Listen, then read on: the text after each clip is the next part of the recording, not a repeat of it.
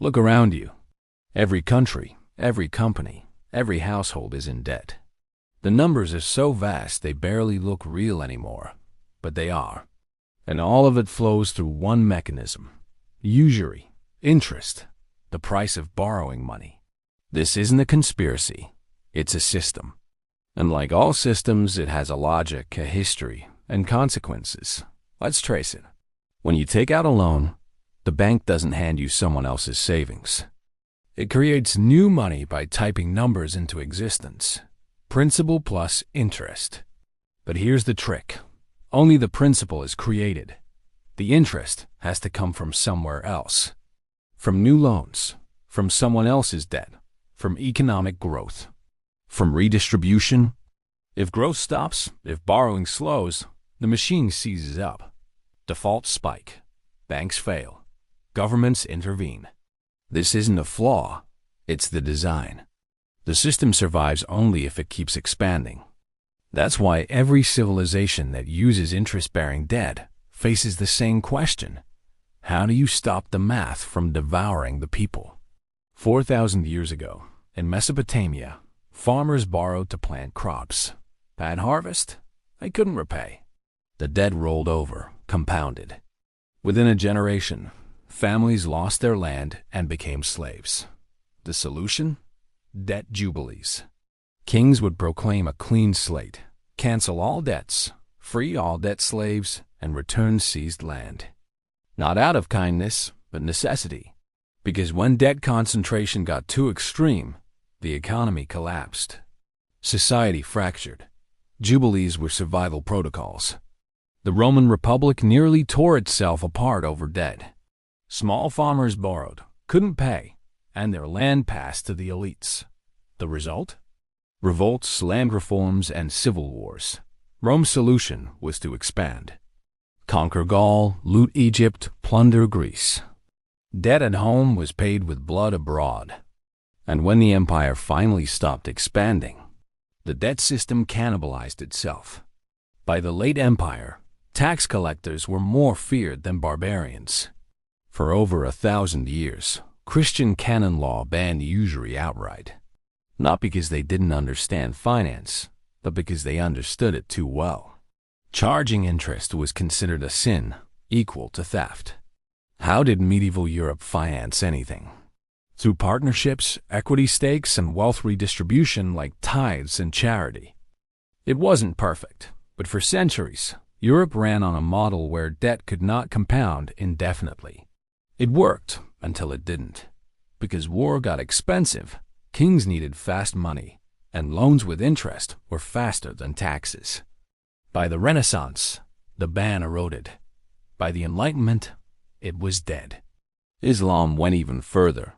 Riba, interest, was outlawed entirely. Forbidden. Why? Because the Quran calls it war against God and His Messenger.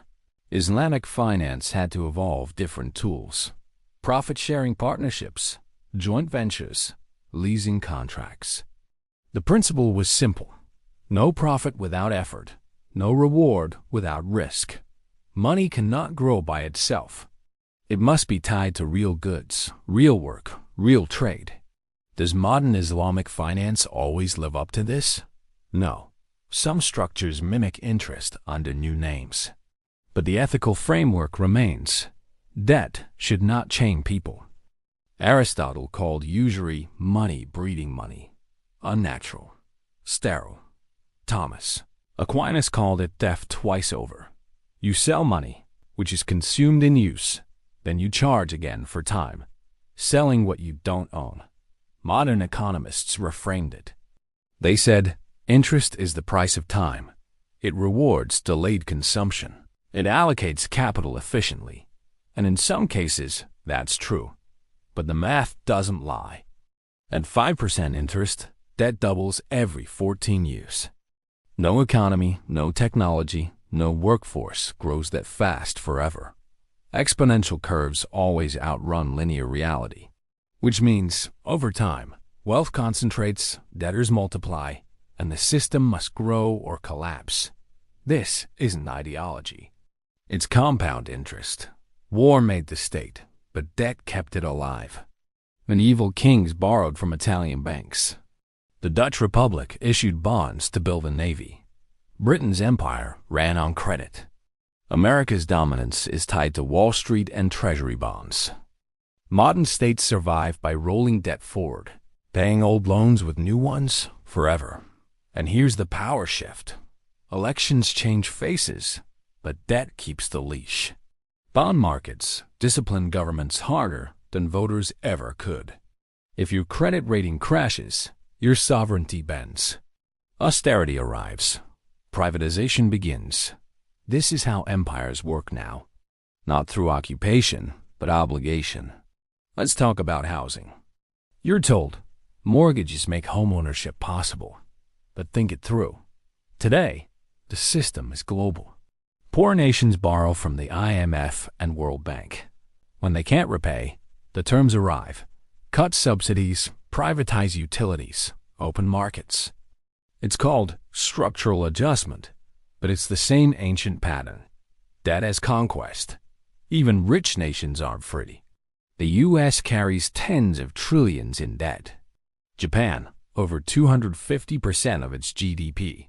Europe's southern states are chained to Brussels and Frankfurt. That doesn't feel like chains, but try to break them, and you'll learn otherwise.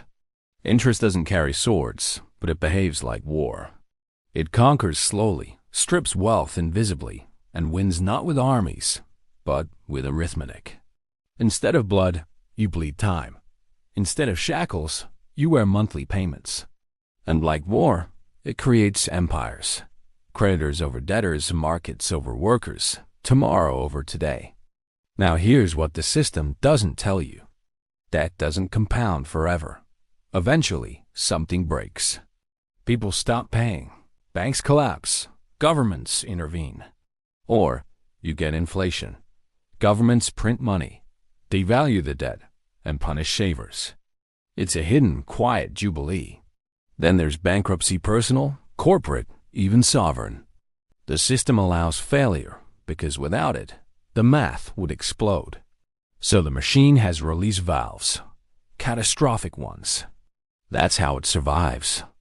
Not by being sustainable, but by being cyclically destructive. Here's what we know. Usury builds civilizations.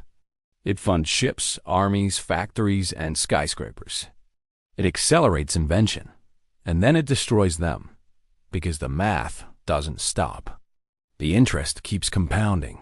The wealth keeps concentrating. Until something snaps. Babylon needed jubilees. Rome tore itself apart. Medieval Europe banned it. Islam outlawed it. Modern nations are addicted to it. So here's the question. Can humanity design credit without compounding chains? Can we build systems where risk is shared, not concentrated? Can we have growth without exponential debt? We don't know. Some say interest rewards patience and allocates capital. Others say it's a trap disguised as opportunity. Both might be true. Debt is not neutral. It is not just math. It is power wearing the mask of arithmetic. Every interest payment is a transfer, from those who borrow to those who lend, from the many to the few, from the future to the present. You can call it the price of time, the cost of capital, the reward for risk. Or you can call it what every ancient society called it, a mechanism that must be controlled or it will control you. The system doesn't care what you call it. It just keeps compounding. Thanks for watching. If this made you think, hit that like button and subscribe for more deep dives into the systems that shape our world. See you in the next one.